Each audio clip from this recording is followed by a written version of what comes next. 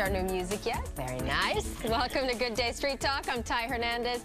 Everyone can agree that gun violence is bad, but how to prevent it is the subject of fierce debate. We're about to meet a pro-gun control mother who lost 2 children in shootings and a security expert who is anti-gun control. Now, they will sit side by side and tell us what they think. But first, our Lydia Serrani breaks down the controversy over New York State's new gun law. The New York State Assembly and Senate approved the toughest gun control bill in the nation, and Governor Andrew Cuomo signed the bill into law. We are fighting back because, yes, we've had tragedies, and yes, we've had too many innocent people lose their life, and yes, it's unfortunate that it took those tragedies to get us to this point, but let's at least learn from what's happened. It's called New York SAVE Act. The law will ban assault weapons, including semi-automatic rifles, and limit magazine bullet capacity. Police say a semi-automatic rifle was used in the Newtown massacre.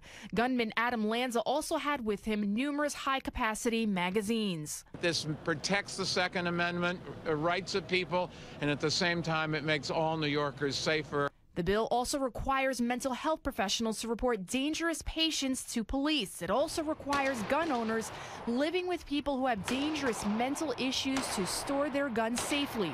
Reportedly, Lanza had suffered from mental issues and used his mother's guns.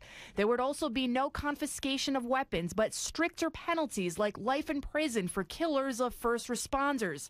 This follows the killing of 2 firefighters in Webster, New York last month. The bill also bans the release of gun owners' names from the statewide gun database. This is in response to the Journal News website publishing the names and addresses of pistol permit holders in Westchester and Rockland counties. Republican State Senator Greg Ball voiced his opposition to the bill. We haven't saved any lives tonight,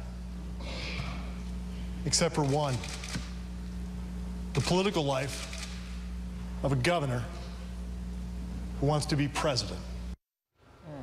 Well, joining me now for more reaction to that and much more, Jackie Rowe-Adams. She lost her 2 sons to gun violence, and we also have sitting with us former police officer and former City of Orange Mayor Eldridge Hawkins Jr., who is now the CEO of Black Belt Security and Investigations LLC. Welcome to you both. Thank you. Thank you. Now, Jackie, you were reacting to this piece as we saw it, but let's take it back a little bit. We've introduced you as a mother who suffered a terrible loss. What happened to your sons?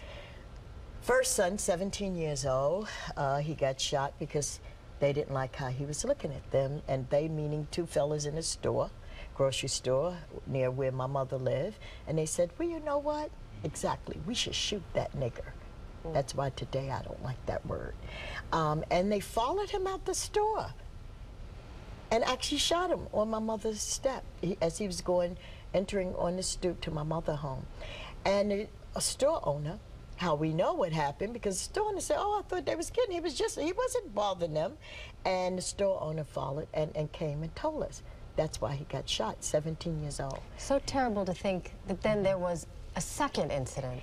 16 years later, who would thought? I mean, you know, 28 years old, a 13-year-old killed my son. And my son knew him, 13 and 17-year-old. But actually, the 13-year-old pulled a trigger, robbery.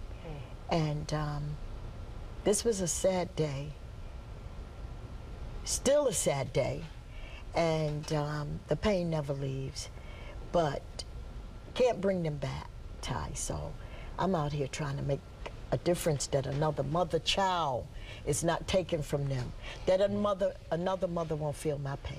Now, I'm sure that you feel the same way. I think you guys are on different sides of the issue of gun control, right. But certainly as mayor and now in your current position as a former police officer as well, and you run a security firm now, obviously you don't want this to happen to any other mother. Correct, but correct. Your position on gun control and your reaction to the New York State new gun law that you just saw a piece about. Right. Well, you know, first I just want to give my sympathies to you and just commend you for doing what you're doing and being vocal. And I think that's really what we need is people to be active. But by the same token, we don't want to have knee-jerk reactions and pass legislation that doesn't make sense. Now, I think that New York has this new legislative process that they've gone through with respect to this bill was rushed. And because of that, it has some mistakes in it. They didn't exempt the law enforcement officers, for example. So that's something now that, you know, police officers are looking, are we going to be legal with our firearms? You know, we have to amend this thing, but that's what happens when you rush the process and you don't go through the proper screening period or give the public a chance to vet these things appropriately. I think that we also have to recognize that these laws are primarily going to impact the law-abiding citizen. The person that is following the law, the criminal element doesn't care whether you make it illegal to hold 10 bullets in your weapon or 7 bullets. They're going to put whatever they want in there to shoot and kill whoever they want to kill. So what you're doing is weakening the law-abiding citizen's ability to protect themselves. And I think for that reason, again, we have to be very careful and cautious about how we move forward and do it in a manner that does not weaken the law-abiding citizen, but does impact the flow of weapons to get into the trunk of cars so criminals can buy them, purchase them, or move them around the street. Let me ask Jackie, you know, I saw you physically, you know, cheer at certain parts of the piece that we just saw from Lydia Serrano. How did you feel about Governor Cuomo's legislation? You know what? I hear what the mayor's saying, that it was haste, and I applaud him. I applaud him because, see, when you have had a loss and you are sitting listening to these kids and babies losing their lives, you're saying we got to do something about it. We have to do something. Now, it might have been haste, but I'm just so glad it passed and people paying attention to how serious this issue is. Now, let's talk about fixing it and making sure that we put in place all the things that he just said, you know, because I don't think it was total written in stone, and it's not a piece that can't be fixed.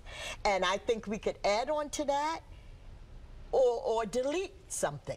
In a general sense, do you think it should be harder for people to get guns legally? Oh, it should be harder. I applaud him. It's too easy access. When I went to speak to LaPierre NRA, I said, one of my concerns is the easy access, not an extensive background check, the micro-stamping. I mean, it is too easy access. So what took place on the governor level and the legislation of assembly and state, I applaud them. If it need to be fixed with the, because I hear what he's saying, because I heard that conversation come up with the law enforcement, they could work on that piece. But right now, if we sit and wait for the public to make a decision, this would have never got passed. And the public did speak. When we rallied and wrote, I was one of the organizations, Harlem Mothers S.A.V.E., to sign on to his legislation and say, go with it, go with it. People have been very vocal. Absolutely. People have been very vocal on this, and we did speak. How do you respond, and this is in part, you know, you're hearing a plea from a mother, but people say, hey, it's common sense. If you have fewer guns out there, fewer people are going to get hurt. You know, that might make sense if this was a utopian society and we were deciding whether we were going to open the floodgates to weapons in the United States for the first time ever. But it's not.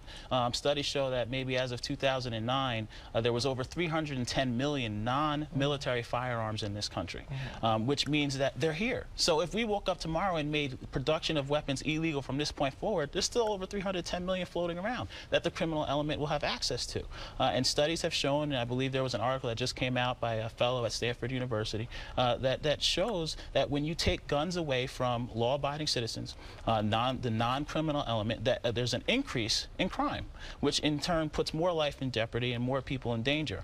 We don't disagree entirely. I think there's a lot of legislation that people are talking about throughout the country that can positively affect this problem with respect to gun control, specifically at these gun shows where people can potentially walk up without a background check. So I think there's some common sense procedures that we have to put in place, but provided you don't have a criminal background, provided that you don't have any mental deficiencies or issues that would make you a higher risk, I think that you should have the right to bear arms in your home or your business or wherever it is that you need to protect yourself appropriately. Let me just ask Jackie, did you ever feel after, you know, being the victim of violence twice in your own family that you might want to protect yourself with a gun? No, I never felt that way. Why not? Because sometimes you have a gun, more guns, more deaths. And that's how I felt. You know, you have a gun, that don't mean you can protect yourself. And then when you talk about the people that don't have a criminal record or don't have mental illness. How do you know? Because they're not doing background checks. You're just going in buying a gun. Nobody's checking to see if this person that don't have a criminal record or mental illness, or maybe they don't have mental illness, but they might, I mean criminal record, but they might have mental illness, but no one's actually taking the time to check to see if this person. No one can see the future to see no what one can see the future. But let me That's hold right. this debate, because you guys are going to stick around. We're going to come back, and we're going to talk about armed guards in schools. Would it make it safer for our kids or put them at more risk? When Good Day Street Talk continues.